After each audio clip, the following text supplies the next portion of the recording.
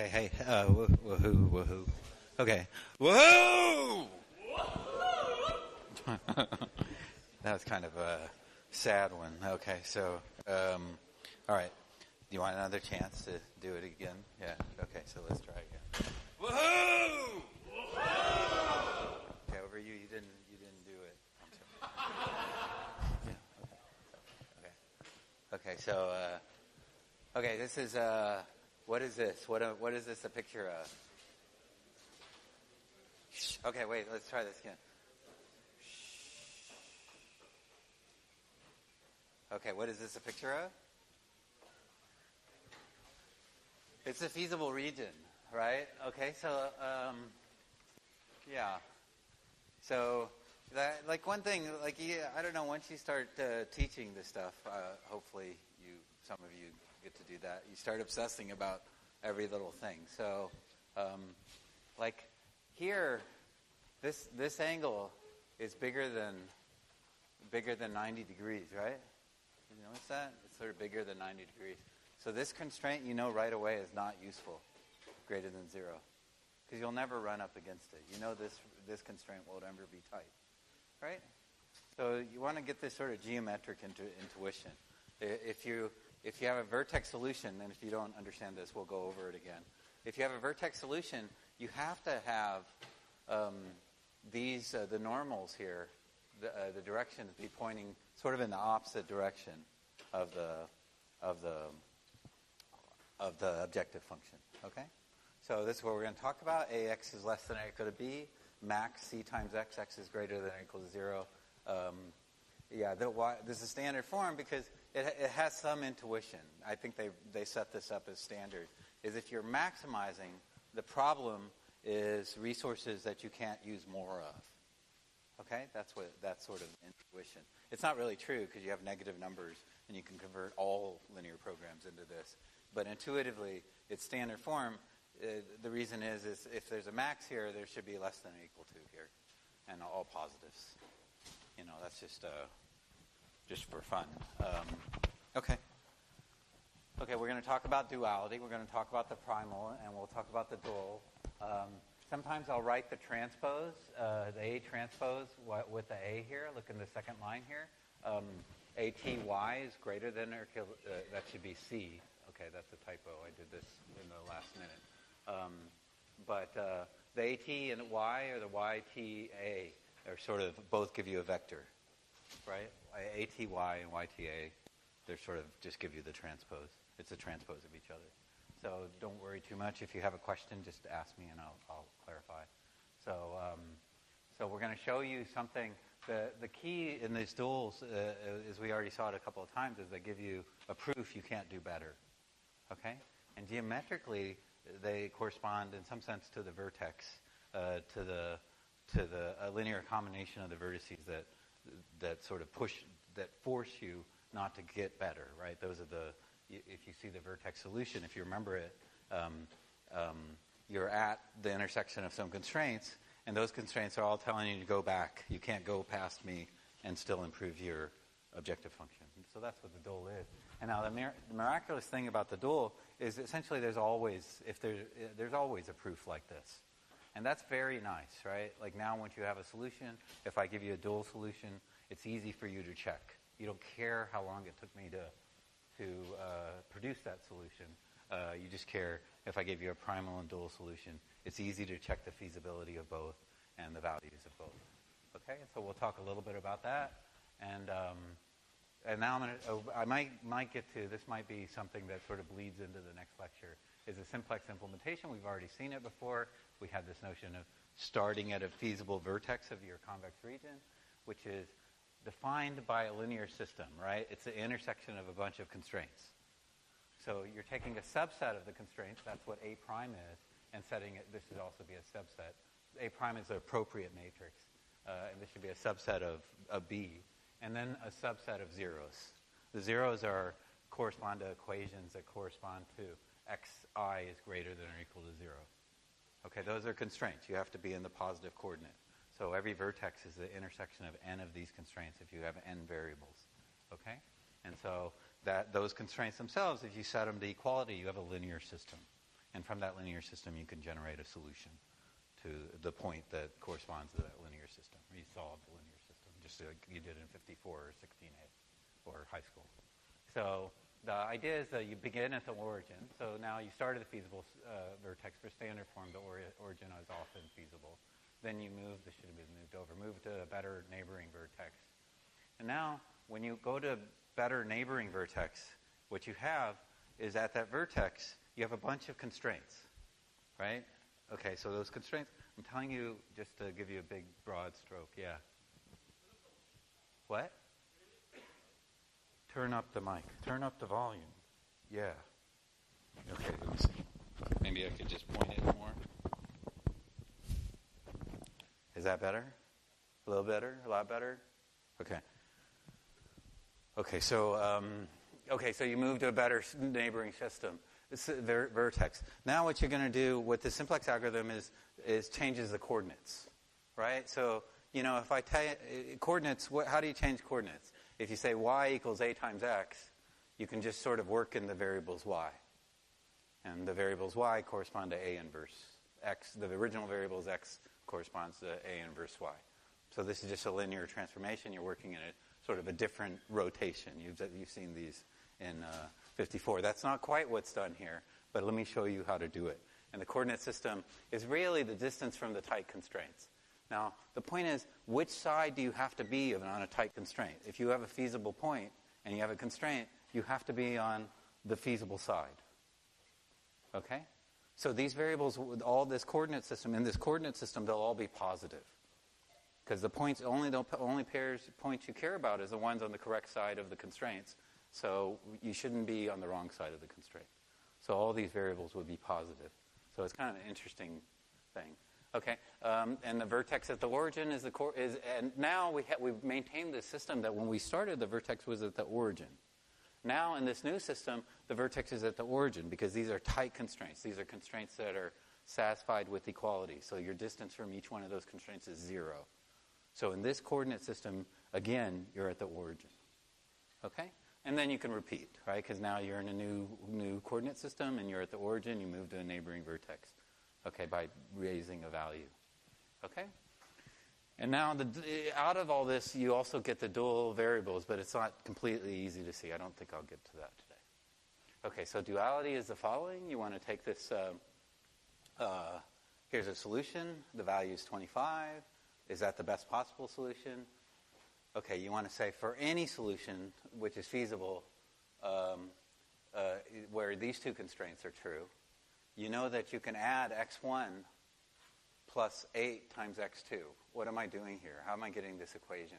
I'm adding this equation, inequality, and I'm adding this inequality with the correct directions, and also only multiplying by a positive number. Okay? So 1 times this inequality plus 8 times this inequality gives you this inequality. Anything that satisfies both of these inequalities also satisfies this inequality. Okay? So all the feasible points have to satisfy this inequality, so they have to satisfy this inequality. So this inequality tells you, what is this inequality? Is that not the objective function? The left-hand side of this inequality is the objective function. Okay, so since the left-hand side of this is the objective function, it tells you no feasible points can have an objective value which is greater than 28. Okay? So there might be a better solution, or there might be a better upper bound. There might be a better way to add these equations to give an upper bound on this solution, right? I don't know whether the solution is optimal, and yet I haven't proven it's optimal, or that the solution is non-optimal. So I think here's another solution. Okay, what's this? Let's say the solution value is 25. That's equation 1 plus 8 times equation 2 gives you 28. Is there a better way to add the equations to get a bound on the function? 6 times equation 2 and 1 times equation 3, that again gives you x1 plus 8 times x2. Now, if you look at the left-hand sides of equation 2, that's 3, so you did 6 times that. And then you did 1 times equation 3, and the right-hand side was 7. So that's 25. So there's a better solution. Okay.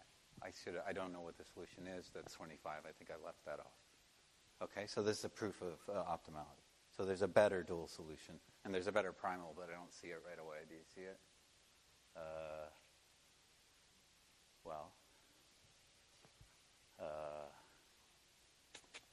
don't know. I'll put it in the slides. Okay. So the idea is the duality is there's this way I could prove that a solution is optimal by adding up the equations and multiplying them by something. Okay? So will this always work? And the answer is, can I always find a proof that looks like this? Okay? And so let's think and how to find the best upper bound. So let's think about how let's delay for now whether this will always work, but let's just think about the process. What did I do? I messed around. I said, let's multiply equation 1 by 1 and equation 2 by 8 and add them up and see if I get the objective function. Okay? So when it says I'm multiplying the equations, that's what I'm going to say. Well, I'm going to make variables for those. What am I going to multiply equation 1 by? What am I going to multiply equation 2 by? What am I going to multiply equation 3 by? Those are the y sub i's. Okay? And now, if I want to have them valid, if I add up the equation, that corresponds to this. If I add up these equations with these multipliers, it says, well, how many x1s will I have? Well, I'll have y1 times x1, 1, which is the coefficient of x1, y2 times 0, which is 0, and y3 times 1, which is the coefficient of x1 in the third equation. So that's how I got this y1 plus y3 here. Okay? And so on. That's how you get all of these, right? So now on the right-hand side, I did y1 times the first inequality, and so therefore I have to do the right-hand side of the first inequality is 4. So I need to multiply by y1, and so on. Y2 is the right-hand side is 3, and the right-hand side is 7. Okay?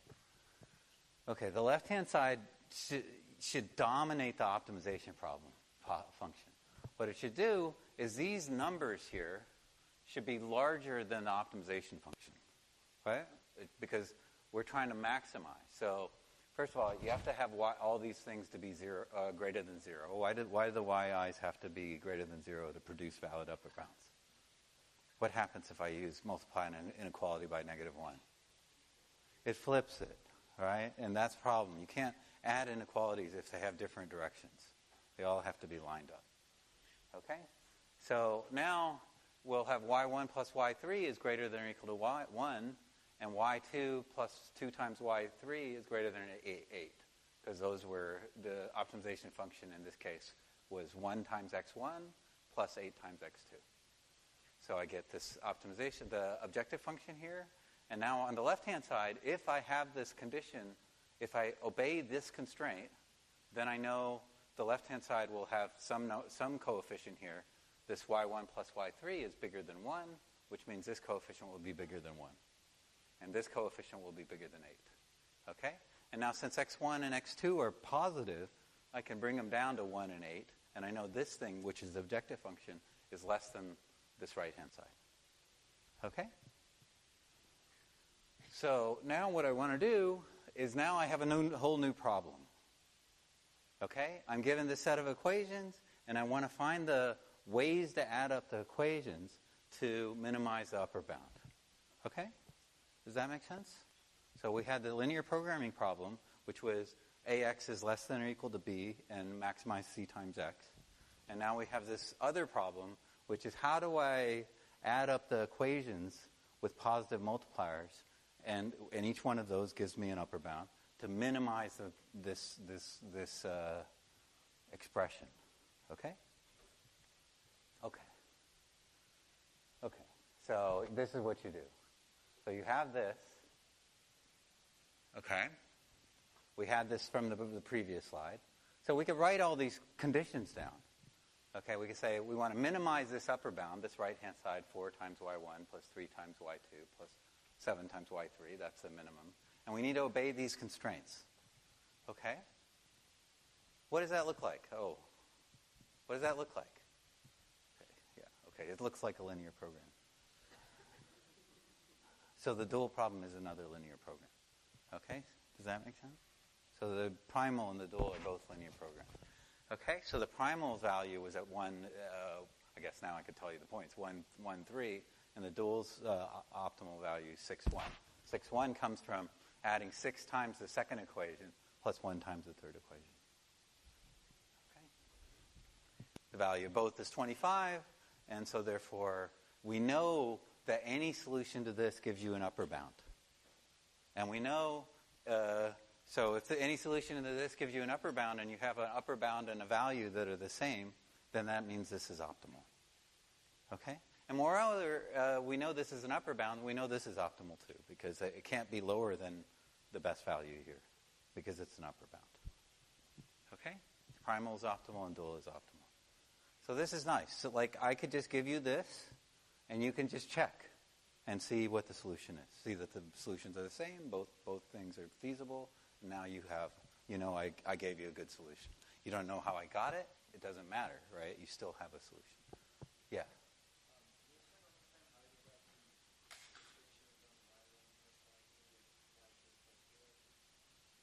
Yeah, I will, but okay, y1 plus y3 is the multiply. When you multiply equation 1 by y1, and you multiply equation 3 by y3, you get a coefficient for x1. And the coefficient for x1 in the optimization function was 1. Okay? And when you multiply the second equation and the third equation and add it, that is going to be the coefficient of x3. And the coefficient of x3 in this new constraint should be at least as large as the coefficient in the optimization function. Okay? Okay, so this is what it says, is exactly, right? What is y? Okay, I could have just flipped, right? But I maximize as c times x. Ax is less than or equal to b, and x is greater than or equal to 0. And I'm minimizing yt times b, where yt of a is greater than c. Remember, the c is the optimization function here, right? So I'm sort of, when I'm saying I'm multiplying the equations, I'm scaling the equations, I'm just multiplying by the vector on the right-hand side, on the left-hand side, the transpose. Now I'm adding up the rows. Multiplying a matrix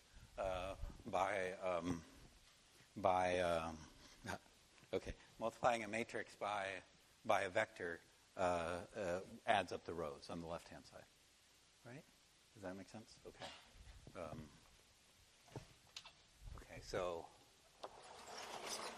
you have a vector here and a matrix here. This guy is going to multiply this row, right?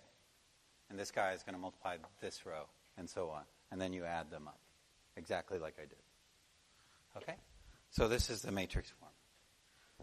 So now there's a theorem. If a linear program has a bounded value, then its dual is bounded and has the same value.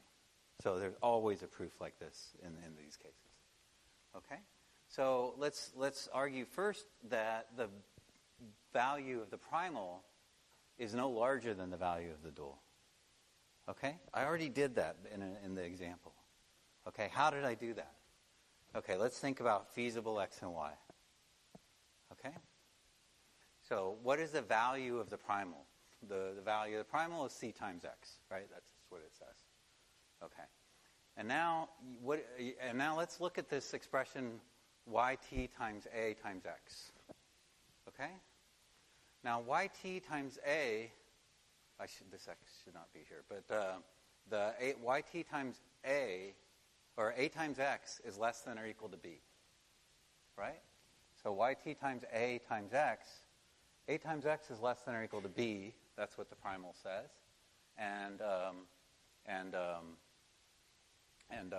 So therefore, c times x is less than or equal to yt times b times x.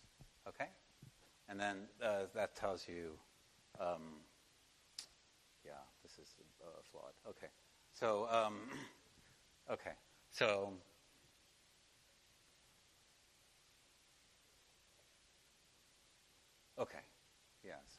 this is flawed. Okay, sorry. I have to fix this. This is too annoying. Sorry, I put this in new. What was it? The dual search.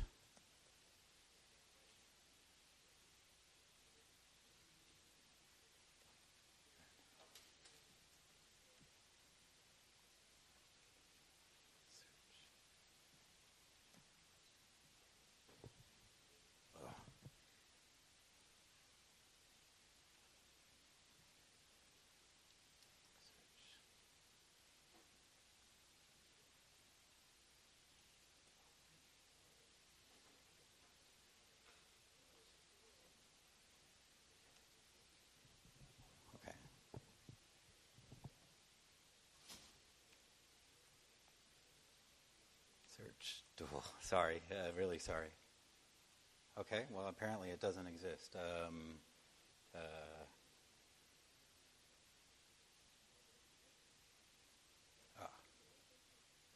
Okay, so what are we saying? Can you guys read LaTeX? Okay. Okay, C times X, YT times A. Okay, good. Okay, and then this should not be here. Oh, that's perfect. Okay, excellent. It was just me. I just got confused. Okay.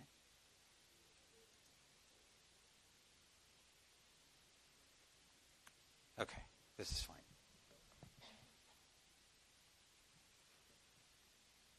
Okay.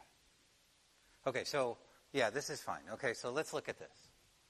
Okay, now we say C times X. Why is it less than this expression? Because the dual. Y is a feasible dual. Okay? So do we see a YT times A somewhere up there? Do we see a YT times A?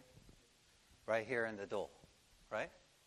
We know that YT times A is greater than or equal to C. Okay? So therefore, since all the elements of X are positive, since YT times A is greater than or equal to C, YT times A times X is greater than or equal to C times X. Because all the entries of X are positive. Okay? Now, why is A times X less than or equal to B?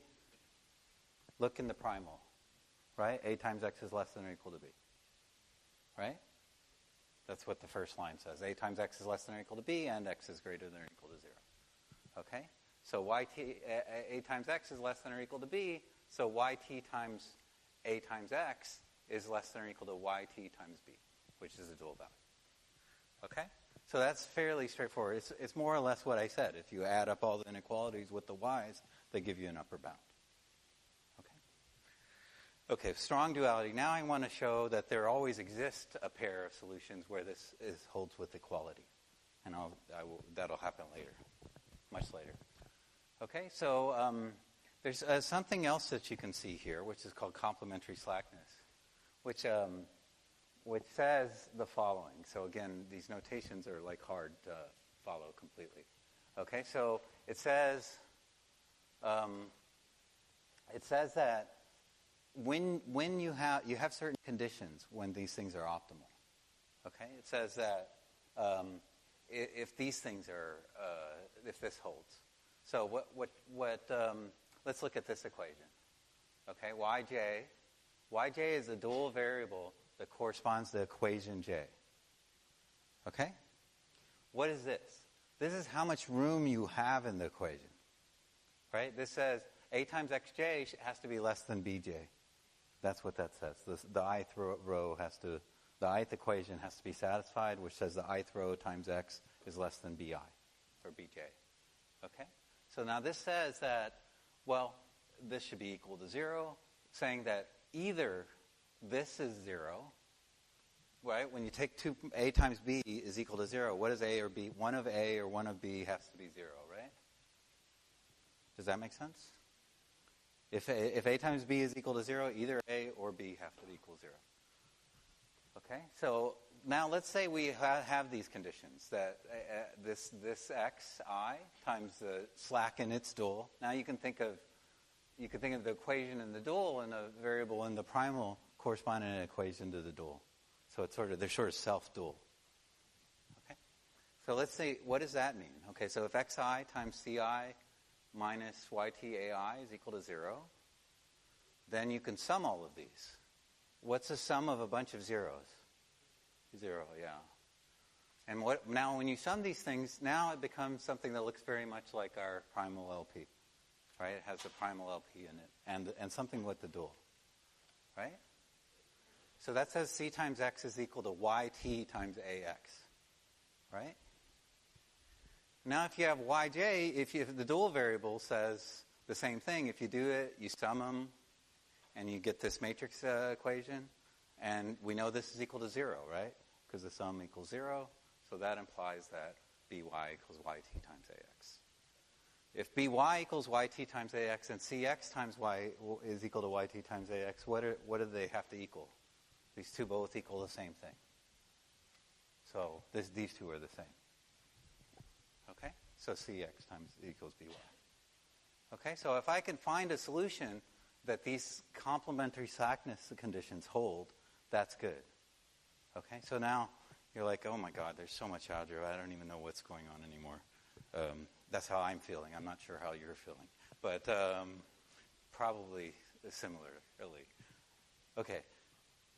Okay, so I don't know. What is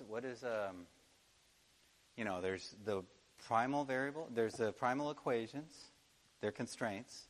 Think back to a convex set, right? You have a convex set, they're constraints. A vertex solution is the intersection of a bunch of constraints. Okay? So when you're at the intersection of a bunch of constraint, when you're on a constraint, if you're on this constraint I, what is Ci minus YTA I? The equation is satisfied with equality. So this is 0. Okay? It says a dual variable can only be non-zero for the constraints that correspond to tight equations. Okay? To constraints that define your vertex. Okay? So there's sort of this geometric view of this whole thing as well. Okay? So both are feasible, so these are optimal. This says they're equal. We know this from the previous slide, so they both are optimal. Okay? So there's this geometry here, too. It's not as bad as you think. You're saying either the dual variables are only non-zero in a vertex solution for the guys, for the constraints that define the vertex solution. Yeah. I can't hear you.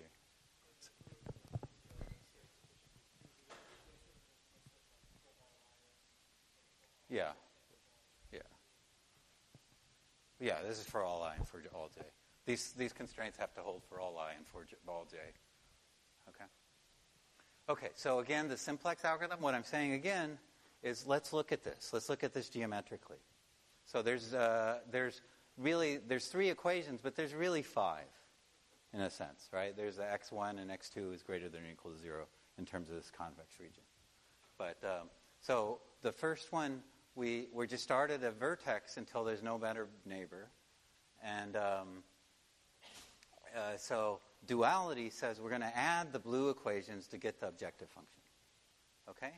So 1/3 times the first plus the second gives you this objective function.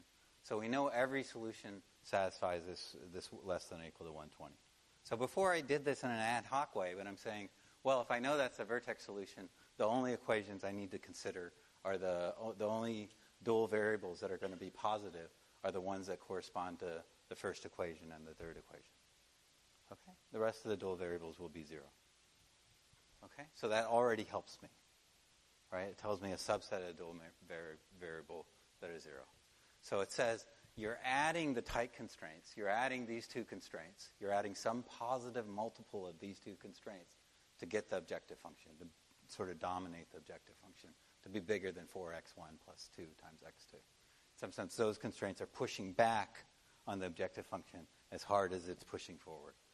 Okay? It's just balanced. Okay?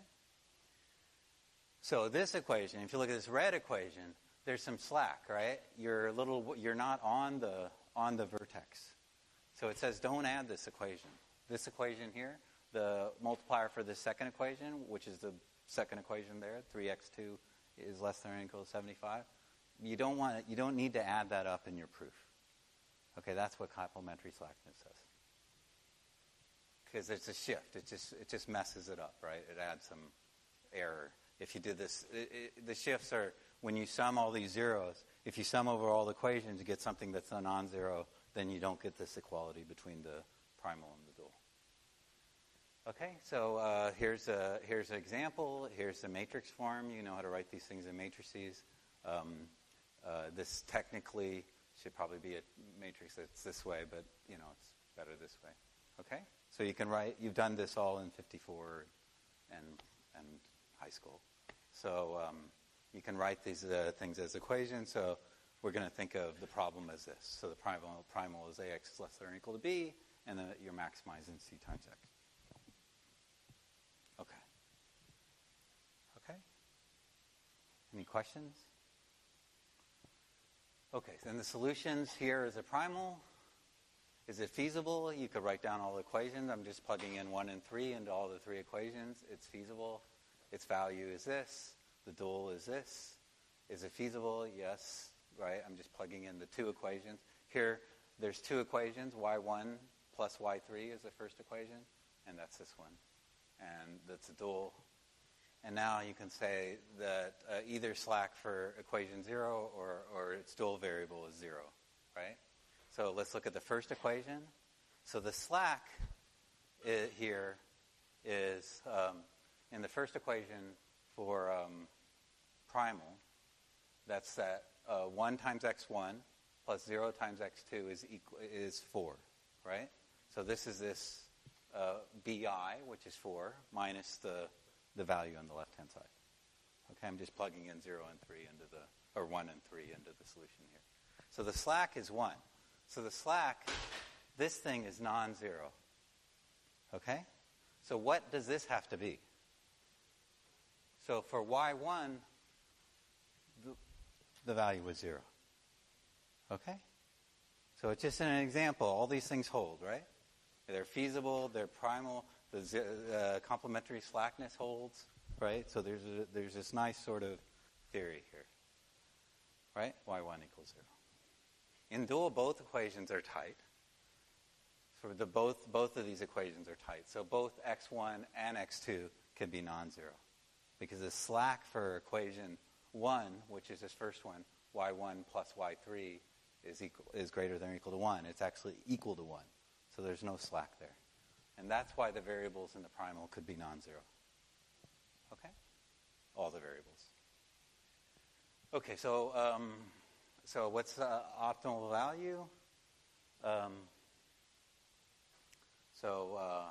I'm just going to use these equations and solve them with equality. So again, you can... okay. So this is the dual variables.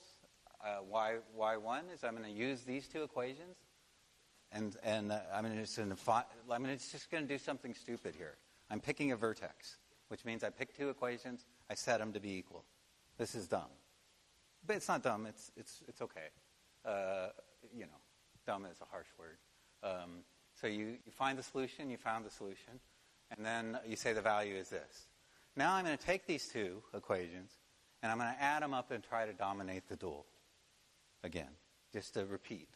Okay, so I'm going to add up 1/15 times this one, 2/15 times this one. It equals the objective value. Right?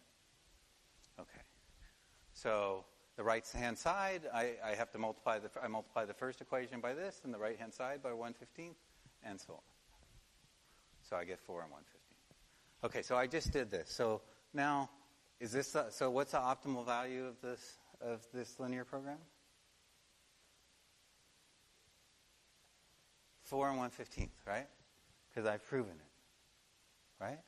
Both of these equations have to be satisfied. I picked them sort of randomly, or I knew what I was doing.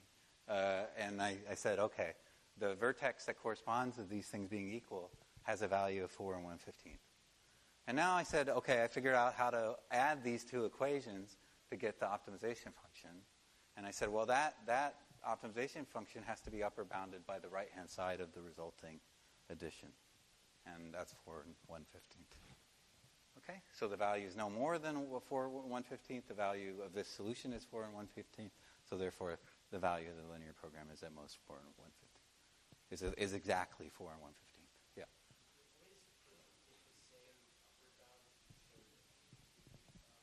No, because he's asking if you choose different equations, would you get the same upper bound? So what do you think? It's a good question. Right?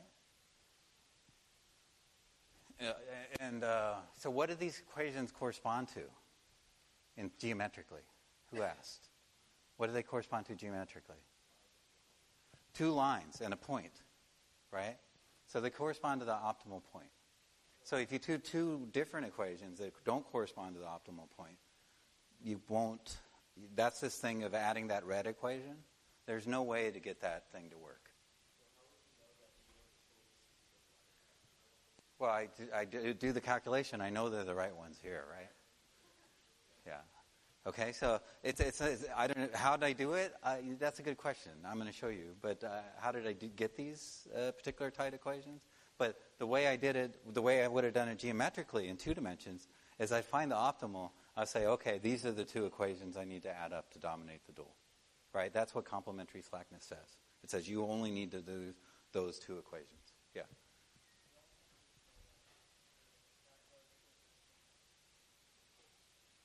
Yeah. So Y1 and Y2 are feasible. Yeah.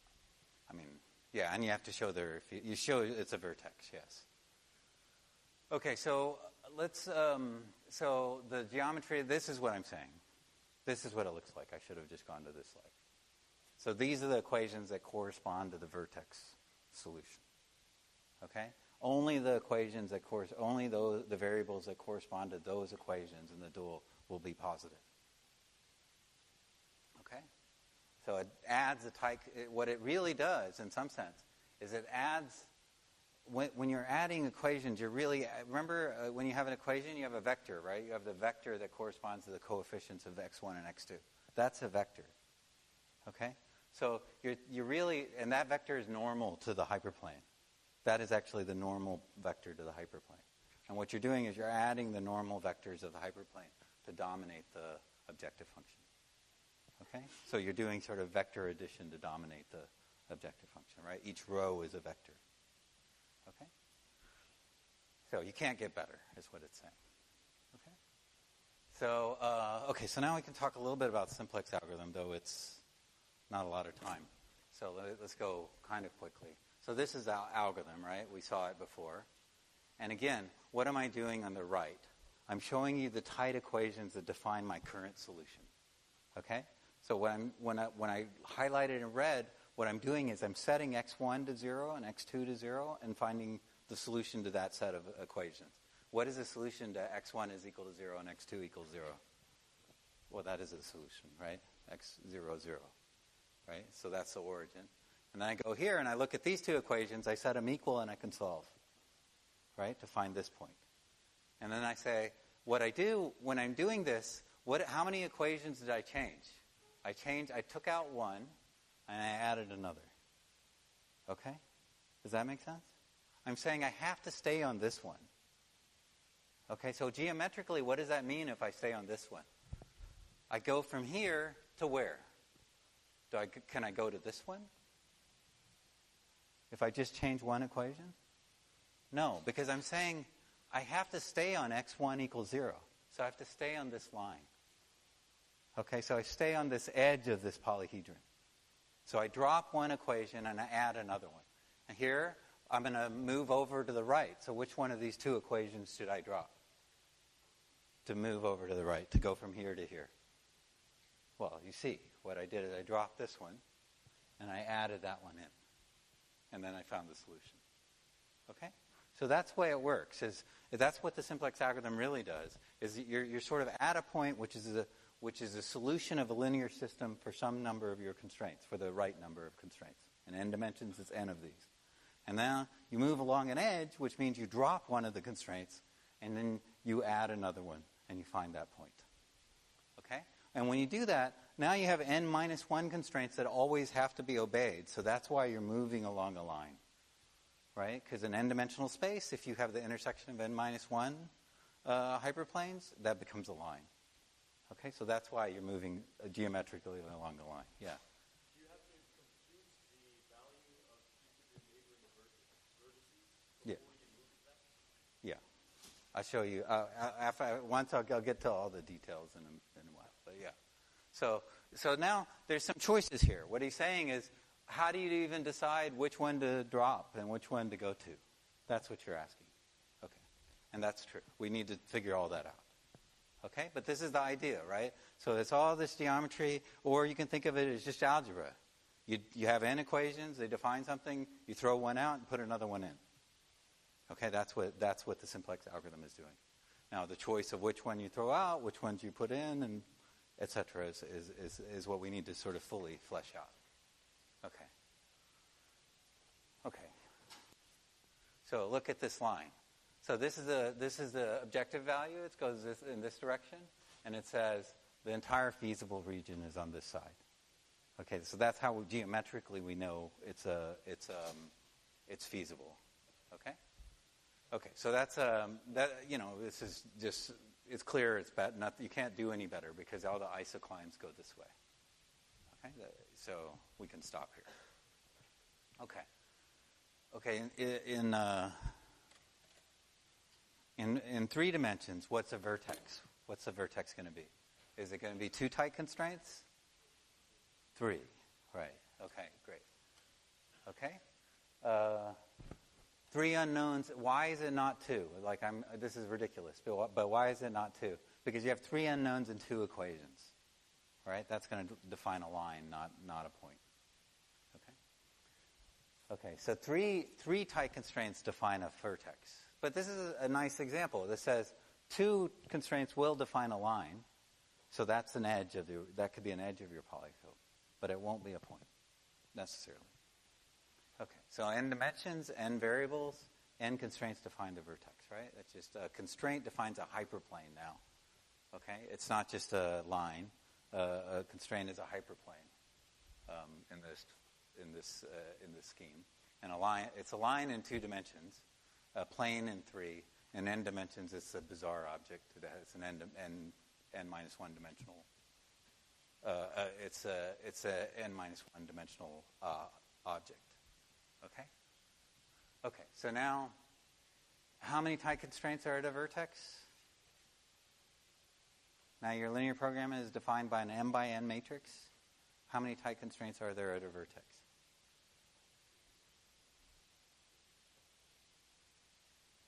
Yeah. Dude. Dead.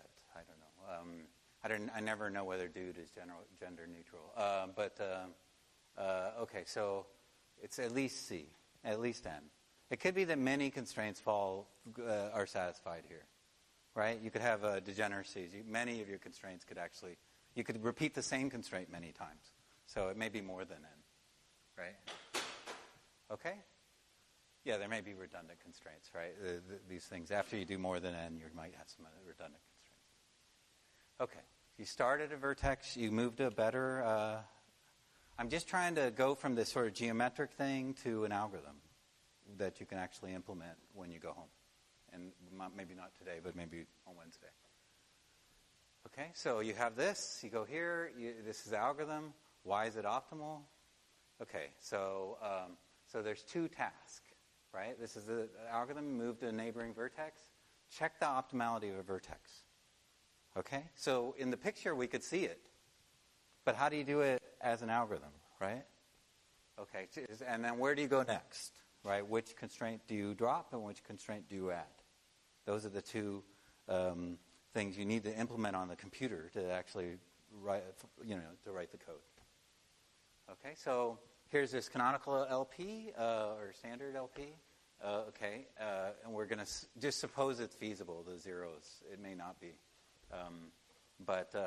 Xi, if you start at the origin, all of these the constraints that you're saying are satisfied with equality are Xi equals 0 for all the i's.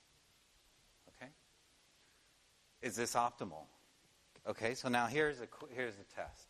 How do we know that when it could be that that's the best point? That could be the best point in the polytope. When would that be the best point? I give you the solution Xi is equal to 0 everywhere. How do you know, when might you think that's like the best thing I can do? Here, let's, okay?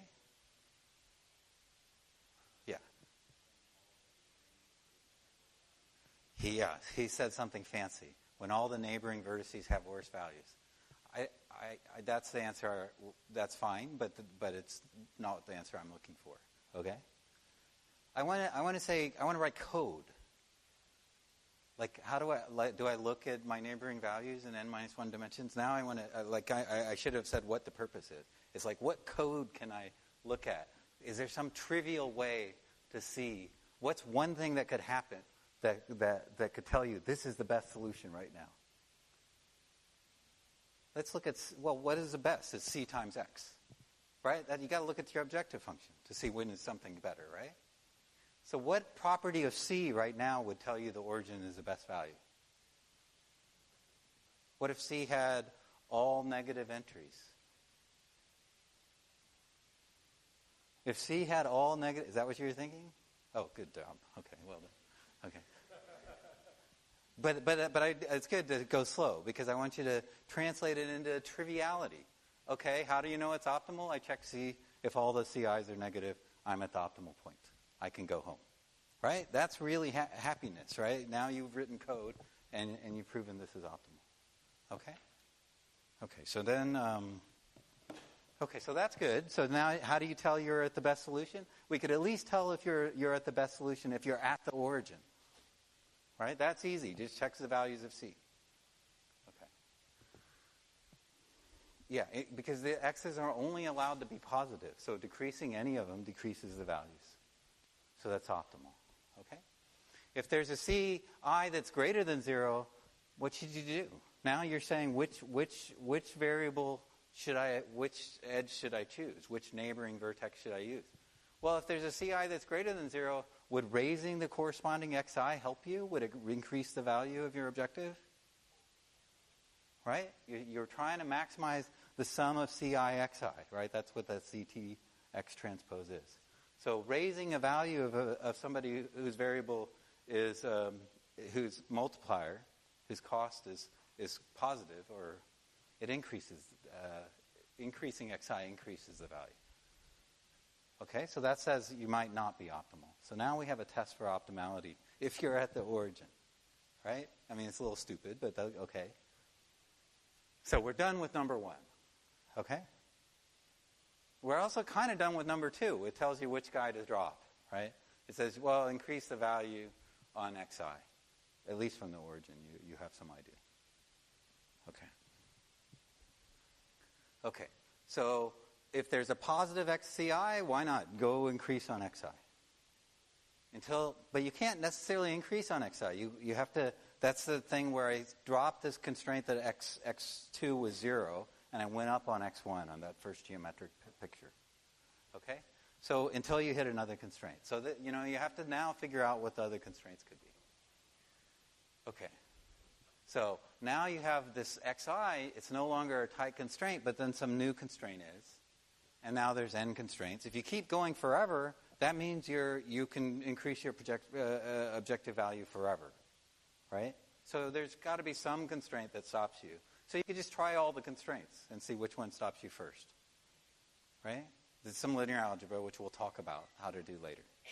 Okay? Okay, so now, so that'll be a vertex and you repeat. Okay, so now there's this feasible region. Equations 4 and 5 are tight. Relax the constraint, x equals 2. So now only this red equation 4 is tight. This is exactly what we've been doing. And you increase it until this equation is tight. Okay? Okay, so now you have a new vertex. So it's an easy process from the origin. So now it's a mess. We're not at the origin anymore. What should we do? Yeah. Now we're stuck, right? I gave you this nice, easy thing to do from the origin, but now we're somewhere else. We're not at the origin, right? Okay? We should have a new coordinate system. Okay? And in that new coordinate system where we are now, what should it be? The origin. Yeah. Okay? So we'll start there on Wednesday.